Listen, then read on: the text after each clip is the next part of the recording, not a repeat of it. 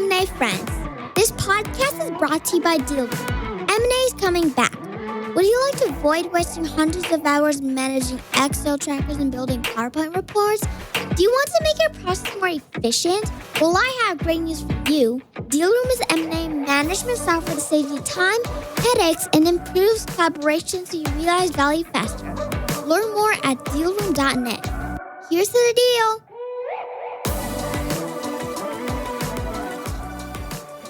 That was my lovely daughter, Shyla.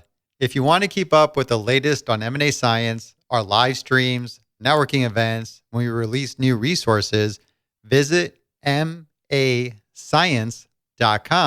and subscribe to our newsletter. You can also follow our LinkedIn page to catch highlights of our interviews. And if you like our content, please tell a friend so we can keep growing our community of forward-thinking M&A practitioners. Now on to the interview. I'm Kisan Patel, and you're listening to M&A Science, where we talk with deal professionals and learn valuable lessons from their experience. This podcast focuses on stories, strategies, and what actually happened during M&A deals. This interview is a rewind from our virtual summit. Hope you enjoy it. If you want to see the full version with video, visit mascience.com. Hi everyone, I am Julia Rollins with Dealroom on our client success team again, and I am here to introduce our next session. The title of the session is Lessons Learned from Large-Scale Divestitures, and our speakers for this are Galina Wolinetz, Managing Director at Virtas Partners M&A Integration Separations, Josh Beggs, Field CTO at Dell Technologies, Jillian Kaebel-Sisk, HR, Global Mergers, Acquisitions, and Divestitures Manager at Caterpillar Inc., and Nitin Kumar, Chief Executive Officer at Appnomic. Thank you so much for the introduction, Julia. I am the moderator for this session. I am Galina Wolinetz, the Managing Director at Virtas Partners, where I lead our integration and separation practice. Virtas Partners, if you're not familiar with us, is a boutique advisory firm with a particular emphasis on supporting our clients in both the buy side and the sell side of M&A. I joined Virtas Partners after 25 years of experience in the corporate world, with 20 years at United Technologies Corporation, where I had mostly corporate development roles, and I led numerous corporate divestitures and the integration of an $18 billion acquisition. After that, I joined Stanley Black & Decker, where I stood up and led their integration management office that they had developed internally. So I think it would be fair to say that most of the topics of the last day and a half have been focused on acquisitions. Our topics focus on divestitures. Many of us in the corporate development roles have to deal with both of these types of transactions. And we all know that divestiture is not just the reverse of an acquisition. You cannot just pull an integration playbook and do it in reverse. There's a lot of very special nuances that need to be taken into consideration when you're selling a business. And there's also not as much of great excitement or fanfare around a divestiture as there typically would be around integration. So while there is a lot less kind of glamorous task that is involved in divesting a business than in acquiring one, however, there's still a lot of value that can be gained or lost if divestiture is not properly managed. We have an amazing panel for you today to help us delve into these topics and give you a few lessons learned and what to do and what not to do when you go into a divestiture separation. Nitin Kumar is the first one. He's a C-level operating executive and management consultant with 20 years of global experience in the TMT sector and veteran of over 1,000 deals. Helped CEOs, boards, PE investors, and leaders transform their business models, leveraging disruptive trends in M&A. He has experience in all kinds of transactions, ranging from classic consolidation, adjacency moves, technology tuck-ins, new business model M&A, acqui-hires, activist M&A, and hostile takeovers. He has worked with corporate and PE clients across M&A strategy, due diligence, integration, and separation. Next up is Jillian Kaebel-Sisk. With over 30 years at Caterpillar, Jillian has various leadership positions at the company in accounting, human resources, and Six Sigma. Those experiences, along with certifications in HR and project management, serve her well in her current role as the global HR manager and acquisition manager within corporate development and strategy division. In that role, she's responsible for all HR activities, from working with business units and transaction managers on strategy and cost, legal on contract language and negotiations, and functional areas on execution through post-implementation. And last but not least, we have Josh Beggs. Josh is a strategic technology executive with a proven track record of leading digital transformation in education, media, publishing, and financial services verticals. Josh has over 20 years of experience partnering closely with customer-facing and back-office functions to implement efficient and secure enterprise technology solutions. During his 12 years with McGraw-Hill Companies, and most recently with McGraw-Hill Education, Josh was responsible for leading many divestitures with specific focus on the digital portfolio and technology aspects of the transaction. As you can see, we have a very diverse, from a functional area perspective, panel here today. It will be really good to delve into the topic of divestiture, and we will focus some of this conversation in and around those specific functional areas. Before we get into that, I'd like to ask each one of you guys to tell us a little bit about your experience with divestiture. I'll start with Jillian. Thank you, Galina. Doing divestitures is a fairly recent activity for Caterpillar. We had done quite a few acquisitions throughout the years and tended to hang on to everything that we bought. But probably about 10 years ago, really got more strategic about our focus and started doing divestitures. Myself, I've done roughly about 10, from very small, 20 employees, one location in the U.S., to probably the largest one was about 10,000 employees and covered 24 countries. Quite a range there. All those different experiences that you mentioned in my background really come to play. Just like in acquisitions, things like project management, very key. How closely you work with your corporate development team, that also comes into play.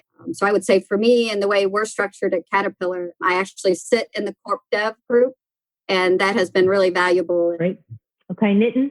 Hi, my name is Nitin Kumar. Particularly in divestitures, I've probably done 25 or 30 of them, and they range from 100 million to a massive 130 billion, and each of them have different challenges. The configurations I work in is asset sales, spin-offs where you trade it publicly, where the carved-out entity is publicly traded, carve out to private equity, and then, both from the pitcher side, which is selling, and from the catcher side.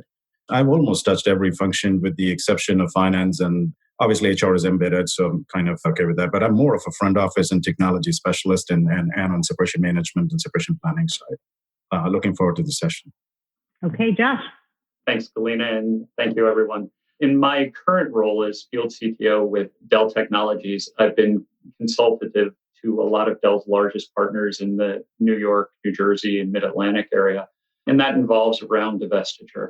However, I hope to bring a unique perspective to this panel because I was part of a very large-scale divestiture with McGraw-Hill Education when they were purchased by private equity and spun off from the McGraw-Hill companies, with a focus specifically on technology and the technology challenges, the application portfolio, and divesting of that side of the business. I hope to, add some value and some color to the discussions. That's exactly what we're looking for. So we'll start with the kind of overall structure and how you would develop separation or divestiture program. Can you take me through the key components of a divestiture separation program? How would you generally approach the project structure, team, and key phases of the program? Yeah, okay. So let's take a look at it. And as I said, that divestitures come in different forms, right? You're a buy side and a sell side. In this one, we're going to assume that you're on a selling side of it, right? Stand-up is more complicated, and we're not going to go into that. Even there, you can have three configurations, right? You can have a complete asset sale there. You could do a carve out. You could do a spin-off. You can do a carve in. And each of them have a slightly different way of creating shareholder value. In principle, I think you need to look at 5 specific areas when you look at a divestiture, right? The separation management part. How are you going to manage the separation? That includes separation strategy, separation planning, and this stems into how long the commingling or the entanglement has happened. Disentanglement is complicated. It's not this opposite mirror image of an integration, as Galina pointed out. The main issues come in the back office functions where the entanglement is high. So separation planning and separation strategy needs to be sort of very clearly articulated. And there are functions that you can entangle purely on a headcount basis. There are assets, there are contracts. So what is that optimal separation strategy? Number 2 is day one. And day one is not exactly the day one like you have in an M&A integration. That is when you own the asset and I need to go live. If you are separating into a spin-off entity and that entity is going to be publicly traded, you almost need to march on to 3 day ones. You have a legal day one when you are in 2 different legal entities, but still under the same umbrella operation. You can have a separation day one where you're operationally separate, but the umbilical cord of a TSA is holding you. And then there is a full spin day one when everything is cut and you're publicly traded. So depending on the configuration of a divestiture, you need to have the day one planning and execution done with stability, the ability to operate, or all the bells and whistles checked in. Are the employees going to be paid? Who lies where? Which assets are on what balance sheet? So the day one is actually absolutely critical because once that you hit that milestone, there isn't much room for going back.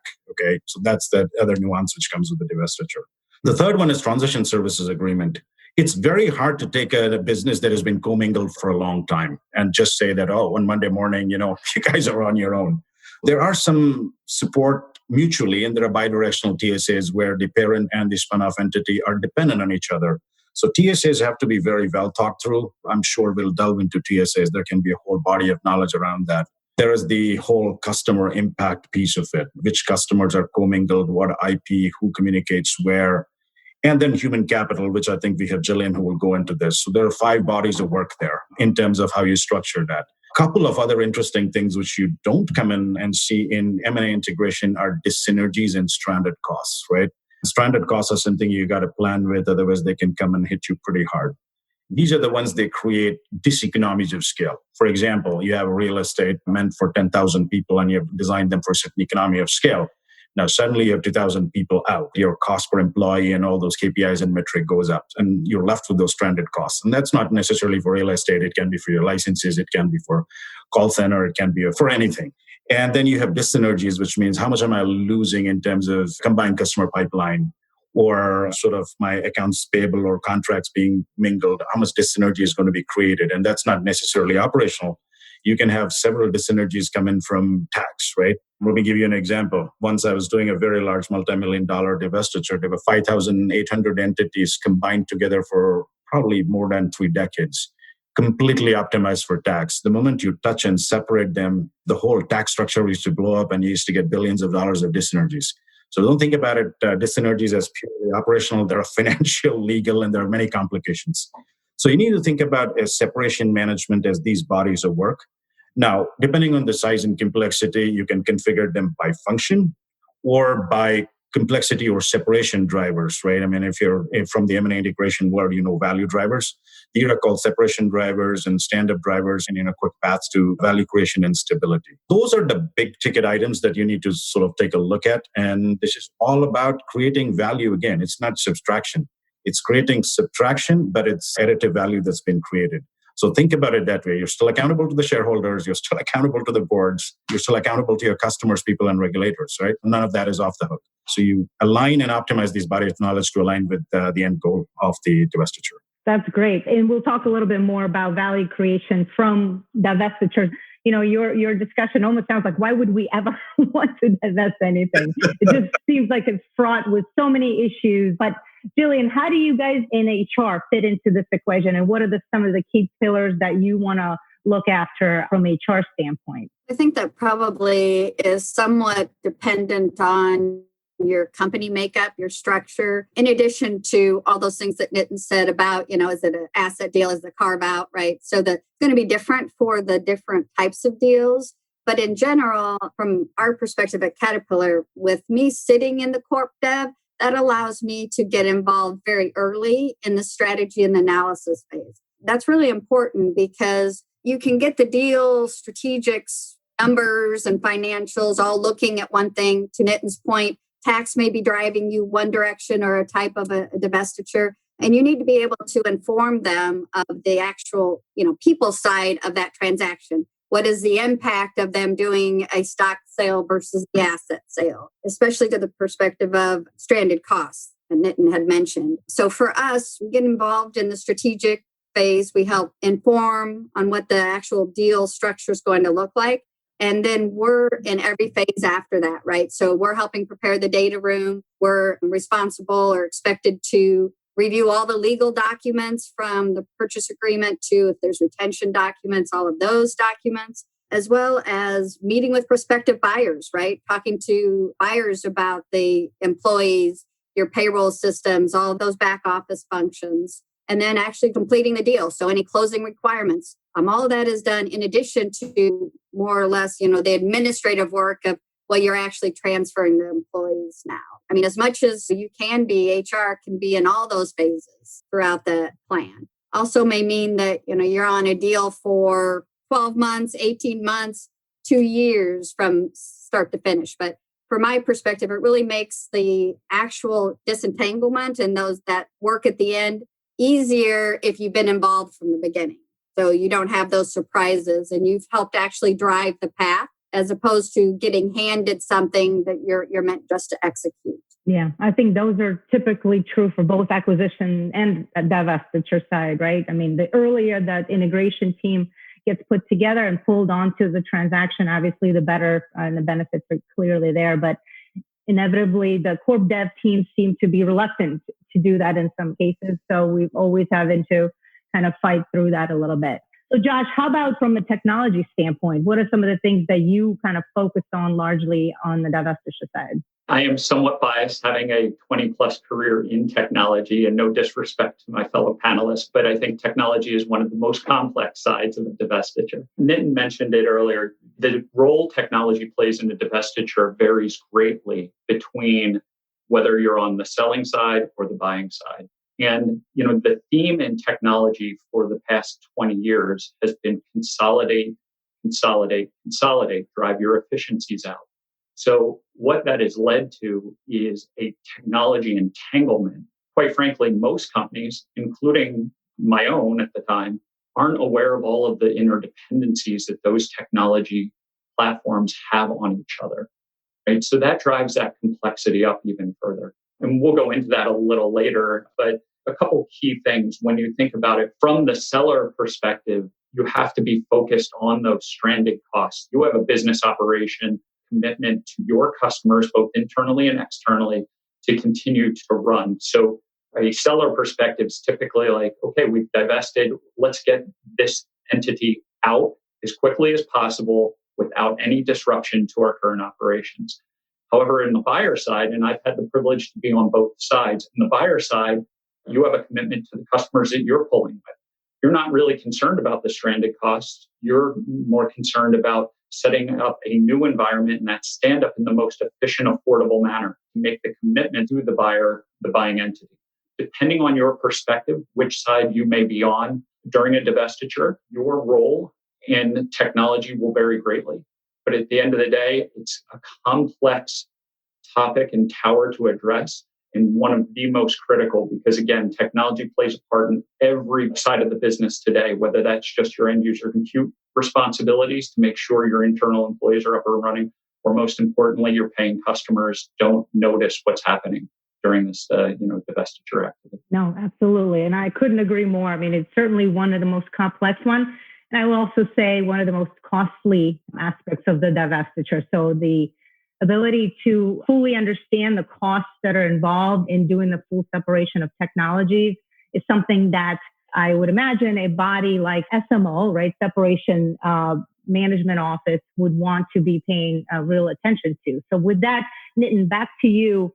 Is there a need for something like an SMO, kind of the equivalent of IMO that we would have on the integration? What is their role? When do you get them involved? Kind of how do you think about overall program management for separation or divestiture? Yeah, so I think it is not exactly like an integration management office, but it has some very good similarities with them, right? So the SMO has got very different levels of involvement. Sometimes the leader is nominated from somebody who's in the sell side diligence, right? Or the separation diligence, depending on what terminology you use. And I would think about it that there is always a steering committee that is put, which is from the executives of both places. Right? Think about them as the air traffic control, okay? The SMO is the guy who's flying the plane, and the functions are like wing. And if the coordination breaks, what happens when air traffic control, governance, and the pilots are not in coordination, right? That exact same disaster can happen here. And I think we've seen that movie many, many, many times. In a separation management office, you are also looking at what am I planning? What are my next 10 days looking at? What am I going to do? What are my risks? What are my mitigation plans? And then I always tend to kind of take risks into three categories. There are business risks, there are execution risks, and then there are risks called transactional risk. If something happens like a crazy dyssynergy and stuff like that, it can derail the whole transaction. More often than not, people are myopic in their functions, and this is no disrespect to them because they're running at 200 miles per hour. They don't see all the risk and they don't see all the interdependencies, right? So somebody has to do A and then B happens, and then C, you find out there's a technology dependency, 4, there's a tech dependency. So SMO has to aggregate all of them, quantify the risks, make sure they're executable tactical plans. It is the glue between strategy and execution. And I'm telling you, literally, you need to have your eyes, ears, 10 other eyes and ears open. It's like no different from flying a plane. And one mistake, it can be leading to literally derailment of the transaction. It's also SMO's job to understand what am I going to do with a level of entanglement or separation, right? Especially, can I get rid of all this?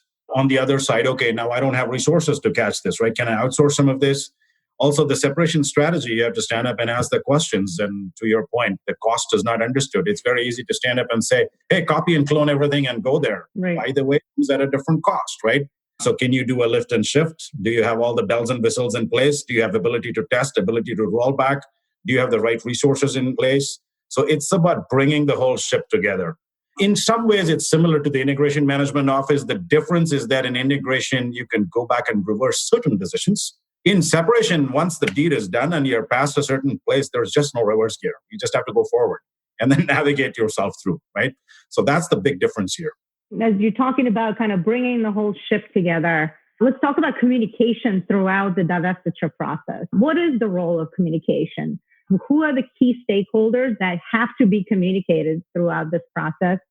And when should you start it? I know divestitures is a transaction that is typically try to be kept under wraps as close to the vest as possible as to not to create this massive, rumor mill and other things for the employees that are ultimately would be divested.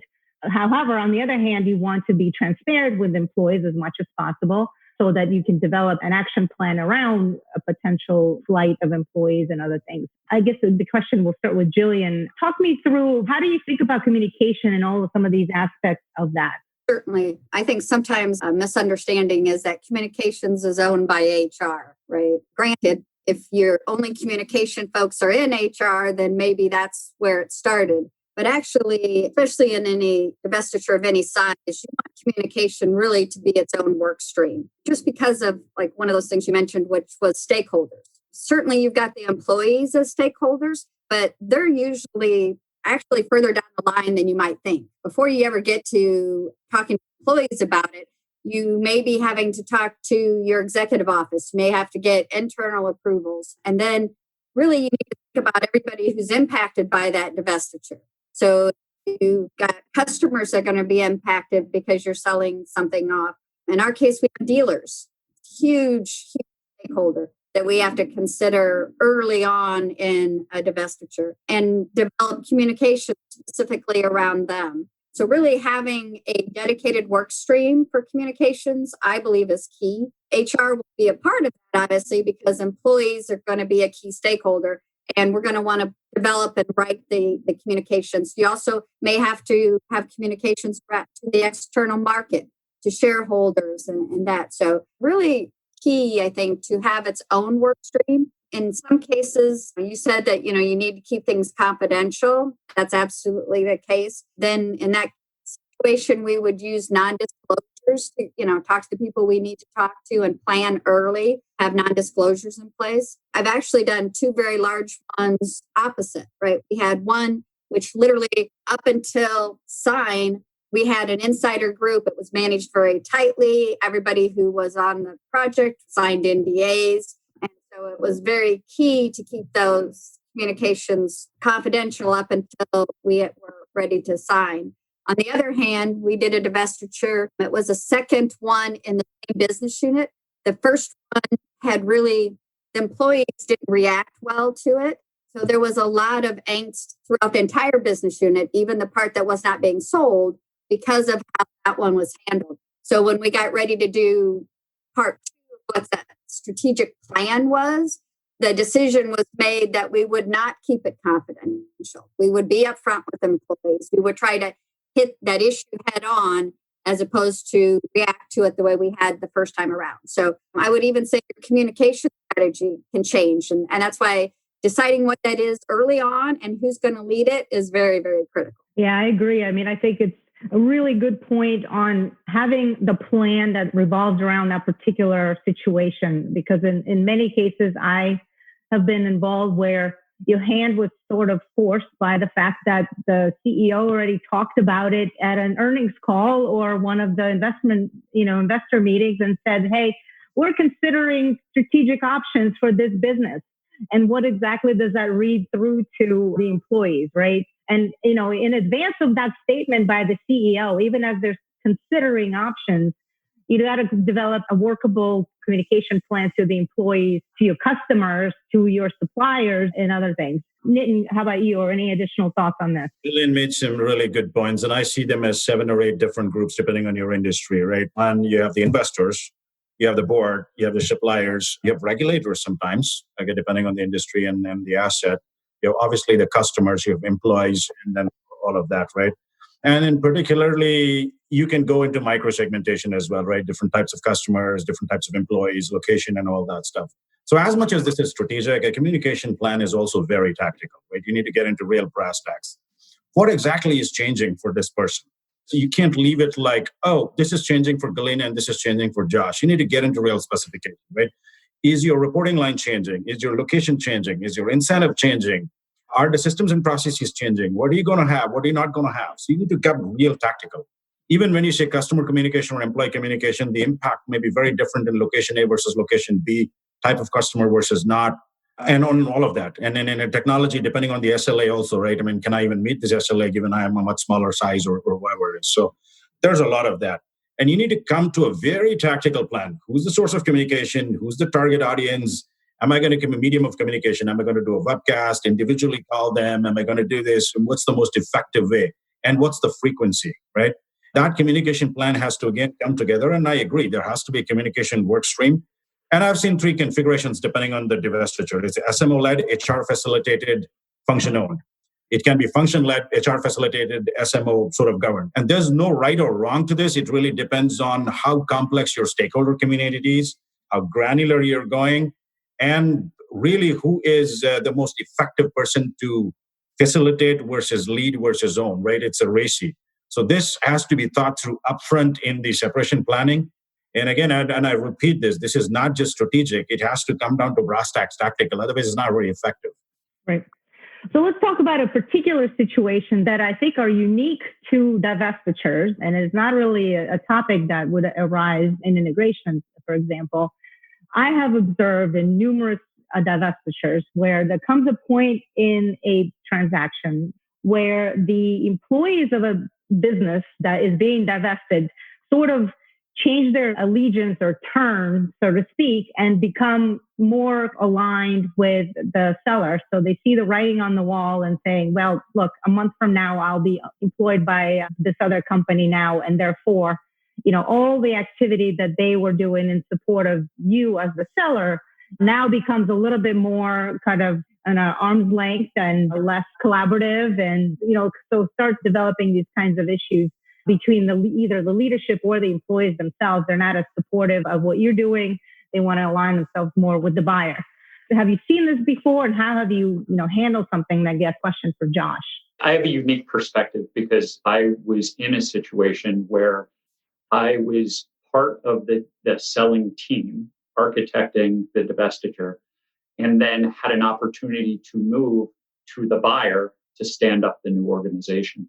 Probably one of the most significant lessons learned is if you believe that the relationships that you forged over the years will be good enough to get the divestiture done, you can't rely on that, right? Relationships always have a play. However, as you just mentioned, as the buyer and the seller start to build their new culture and development plans with HR, people start to realize that, I have an allegiance to the person who's paying me, right? No matter how much Nitin may like me, I can't rely on Nitin to kind of, go outside of the bounds of his company to to help me as the buyer stand up my company. What I would suggest to everyone is the key here, and we'll talk about the TSA, but the transition services agreement is absolutely so critical in the world of technology. That outlines everything from when we talk about tactical needs of the divestiture, something as simple as who owns the IP addresses of your systems, right? That is a very complex and quite argumentative at times within companies that are going through divestitures. So it's just one example. There are hundreds. But what I would say is make sure the focus is on the TSA and also outline the RACI up front. Outline it for your technology towers. Outline it for the buyer and the seller. So everyone has an understanding and agreement going in what their roles will be in playing through the separation. If you do that up front and get the hard conversations out of the way, trust me, there will still be, challenges, but it does make it a lot easier. And like I said, the cultures change. Nitin and I were on the same team and, we're trying to score, in the same goal, but now we're not. And it doesn't necessarily make us competitive, but Nitin might be playing on a different soccer field than I'm on. And as a result of that, he's worried about his company and his goals, and I'm worried about mine. So if we have the hard conversations up front, we outline that RACI together, it'll make sure that we both can be successful through the operation. That's great advice. So let's talk about those transition services agreements. How should each function approach developing a list of services that will be necessary to support the buyer over some foreseeable future post-transaction close? Who should take the lead in developing that list? I've been in numerous acquisitions where at times I'm the one that's leading and pulling the information from the seller about what services do they think we're going to need from the acquired company, and from them to support the acquired company for a period of time. And it just comes to them as such a shock that is required or needed as part of overall kind of transaction documentation and other things. So who should be leading this and kind of how should it be stood up?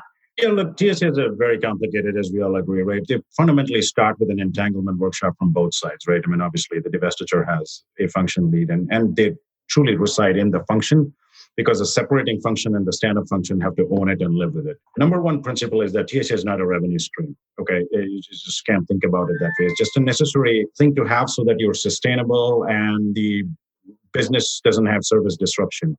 And don't sort of think about it as I'm going to penalize people. You need to go in with an open mind, number one. Number two, it needs to be very clear, right? I can't be a TSA around a specific individual, right? This is the second mistake I've seen.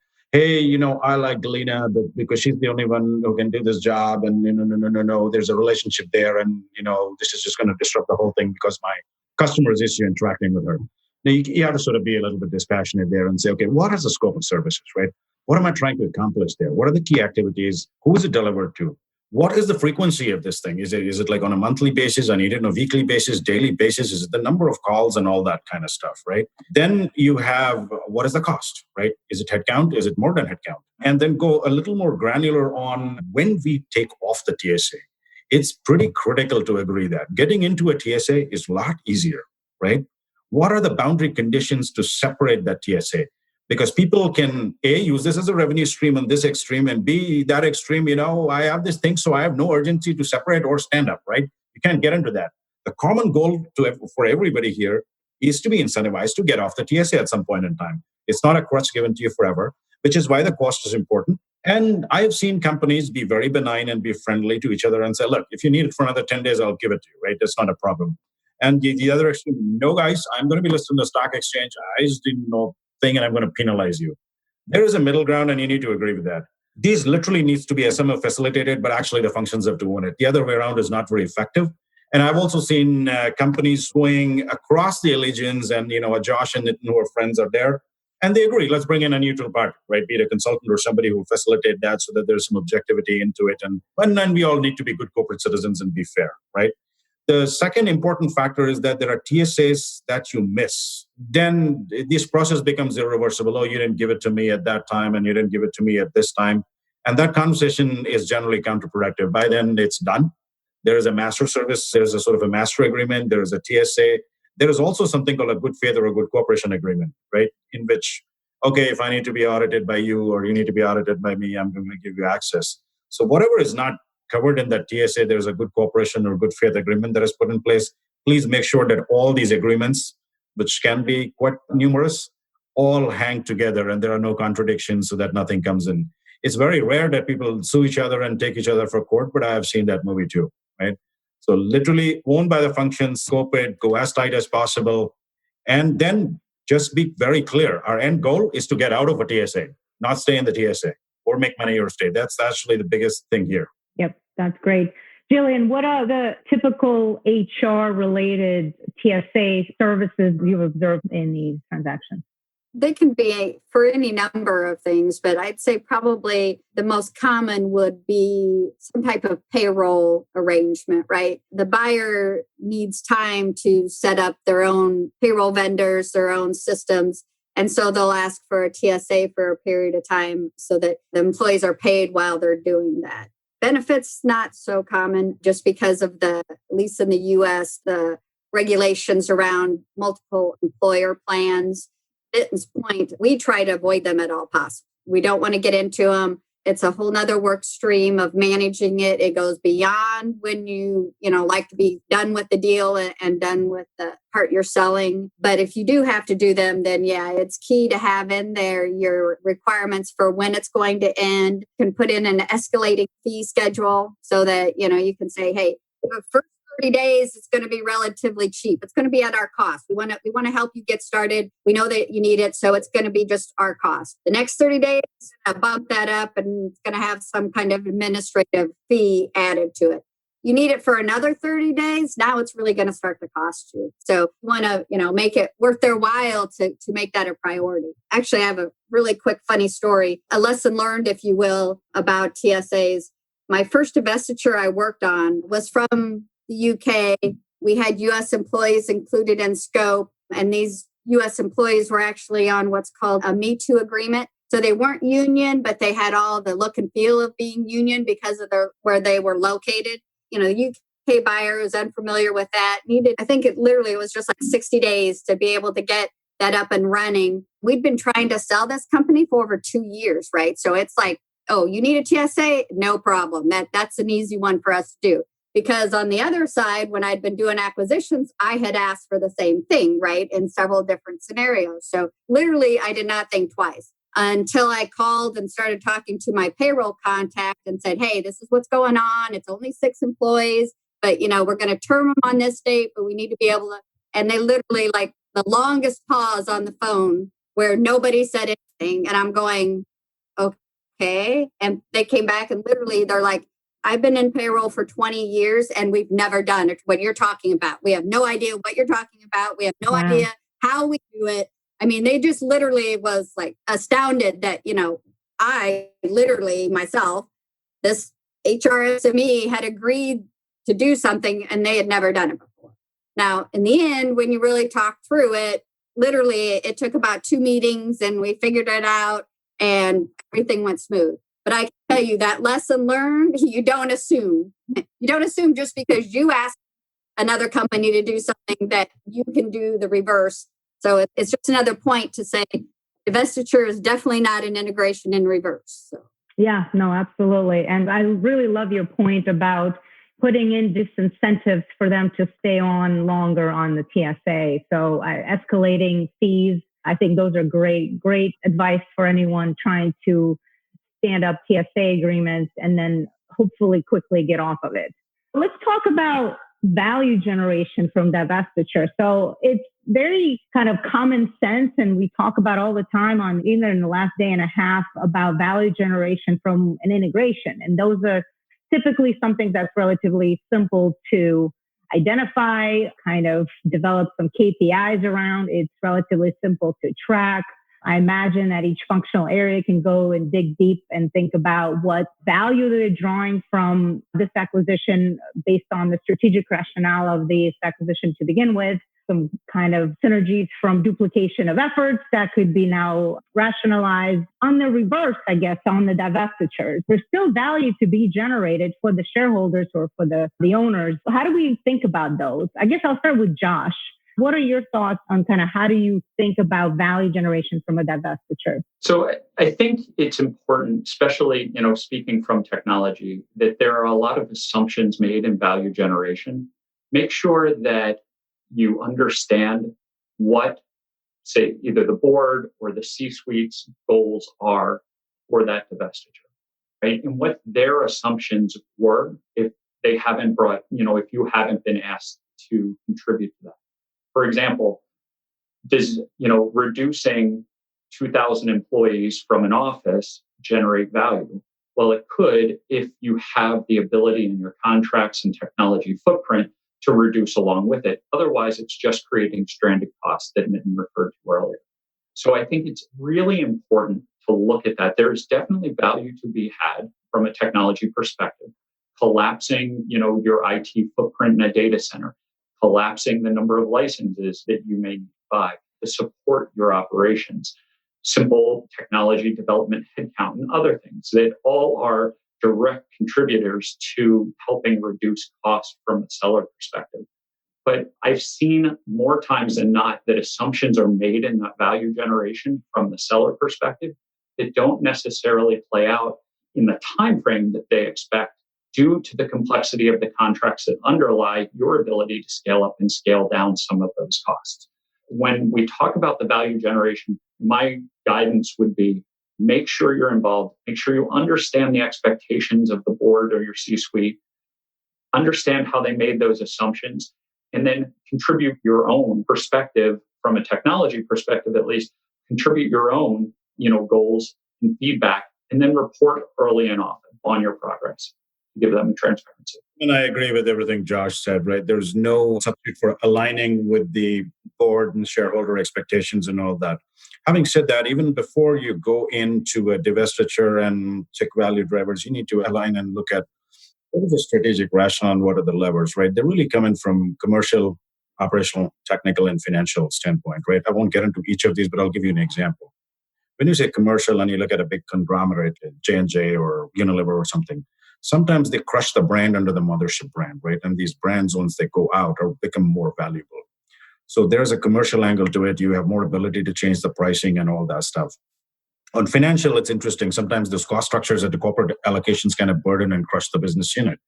So there was a particular divestiture that I did, and everybody kept saying, this thing is a dog. It's like 10% EBITDA business, da-da-da-da-da. Once those corporate allocations just go away, right? It went to like 27% EBITDA business. Suddenly, this thing was the star, right?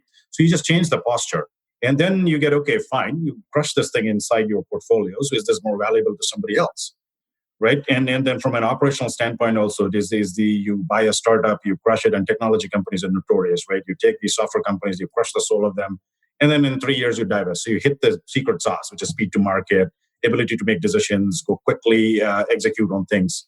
So sometimes you have those private equity guys come in and say, hey, look, I think I can create a lot of value. So you understand those value drivers pretty clearly on what needs to happen there and what's the driver. I'll come back to another framework. There's only 4 elements that create value, right? It's the brand, it's a particular customer segment, and that can be an industry, a vertical, or a geography, okay?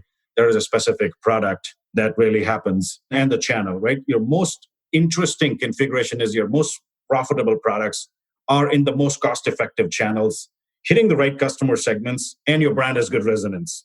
There's the exact opposite, and everything in between, okay? So your worst case scenario, you need to turn into either a mid case scenario or a best case scenario. Now, whatever is your primary reason, either it's a channel, a brand, a product, or a customer segment, you pick your primary. All the other 3 have to rally very quickly behind it, right? If it's a brand, then your customer segments have to be right, your channel has to be right, your product has to be right. Just make sure what is your pivotal point and then rally every other function, value driver, lever behind that to create shareholder value. And in those kind of things, you do not configure your SMO by function. You configure them by value driver so that you can execute better. Perfect. So what do you do, and have you ever observed, I guess, a situation where you are managing a divestiture and you observe that there is no real integration plan that is being developed on the acquisition side, and there's not a real IMO that has been stood up, or no one's kind of approaching it from overall integration management standpoint? Have you encountered that? And if so, kind of how have you handled something like that? We have run into that, I think, probably at least 3 times I can think of myself. And that's, I don't think, uncommon if you're dealing with inexperienced buyers, right? So say we're selling a 300-person facility in Iowa, right? And some local Iowa company is buying it. So they're not global, they're not worldwide. This might be their first time doing it. We actually will end up putting together a work stream, which is really working with the buyer on standing up the deal.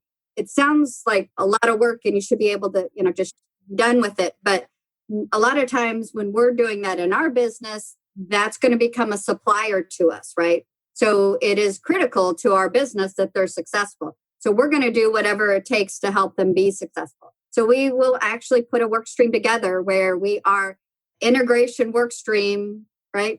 Running side by side with your divestiture work stream in order to help that buyer stand up all the vendors they need, the processes they need. And a lot of times you're literally driving it because you're telling them, yes, you've got to get this set up. It's going to take, this long for a 401k vendor to get set up. So you need to start that now. And then we will continue. We will stay 30, 60 days after that close just to make sure that the employees are taken care of and everything is running smoothly before we actually start to back out. So it happens more often than would think it would. Yeah, no, absolutely. I have certainly observed it and we've handled it a similar way. I've almost had to coach, my counterpart on the virtues of having a structured and robust approach to integration. And they would inevitably be very surprised to hear that. And so you try to help them through it. And to your point, it's in your best interest that goes well, that they're fully set up. There's not a massive exodus, of employees from the company after they acquired. So I think it's something that definitely should be considered to be done by the divesting company as well. What are the red flags that you observe that your divestiture is going off the rails? Kind of what are some of the things that you want to quickly observe and then jump on to ensure that you course correct that? I think that ties nicely into the previous question as well. And that is, make sure that as you're going through a separation, that there is an SMO established on both sides, right? The buyer and the seller. Have the escalation path and have a cadence for regularly reporting progress on the agreed upon plan. That allows you to at least keep a pulse on the various work streams, understand when those things are going off the rails. It gives you insight to that early, and then you can try to course correct. I've seen multiple red flags, and the biggest challenges, I would say, or the largest problems that the companies have gotten themselves into is where they've overcommitted and underdelivered. Right. And I always like to say to my technology organizations, we always should undercommit and overdeliver. I think it's very critical to make sure that there's transparent in the budget, transparency in the work stream plan, that is with dates and milestones, and then a cadence of regularly reporting progress. Anything that shows up, missed meetings, missed dates, don't think that there is the ability, you're in a year-long divestiture plan. And in the first month, somebody's missed a date and, oh, don't worry, we can reschedule it. Well, all of a sudden now your plan starts to get backloaded. It's a huge red flag, right? If you start seeing early dates missed, raise the flag. You start seeing budgets missed early, raise the flag. And there are a lot of other nuances in each of the technology towers, but I'll pause there. That's great. A really good conversation, guys. Thank you so much for the panel. Very insightful. Kisan, thank you so much for the opportunity to moderate this session, and I appreciate everyone's time. Thank you all. Really enjoyed it. Thank you, Galina. Thank you so much.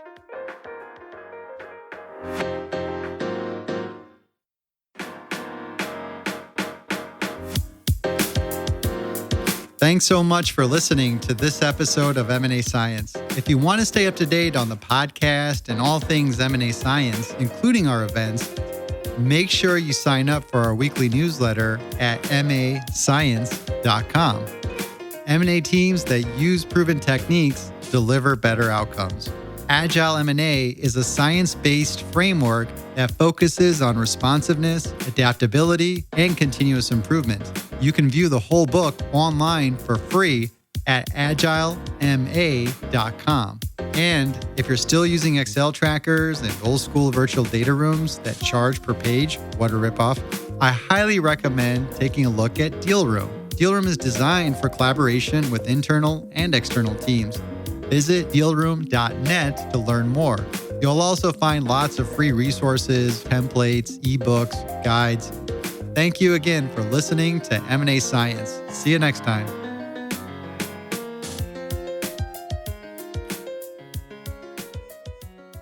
Views and opinions expressed on M&A Science reflect only those individuals and do not reflect the views of any company or entity mentioned or affiliated with any individual. This podcast is purely educational and is not intended to serve as a basis for any investment or financial decisions.